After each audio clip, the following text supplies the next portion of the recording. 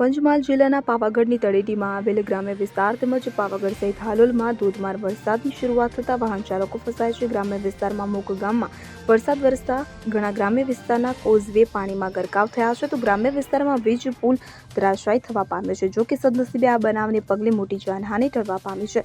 વીજ પુલના વાયરો એક મકાન પર પડ્યા હતા, પણ સદનસીબે મોટી જાનહાનિ ટળી હતી. ત્યારે વીજ પુલ ધરાશાયી થતા સ્થાનિક લોકોમાં ભયનો માહોલ જોવા મળી રહ્યો છે. ગ્રામ્ય વિસ્તારમાં નદીઓ ગાંડીતુર બનતા અનેક વિસ્તારોમાં કોઝવે પાણીમાં ગરકાવ થયા છે.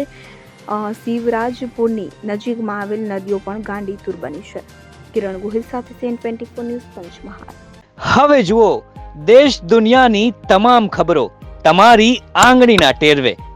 ઉઠાવો મોબાઈલ અને Google Play Store પરથી ડાઉનલોડ કરો અમારી CN24 ન્યૂઝ મોબાઈલ એપ.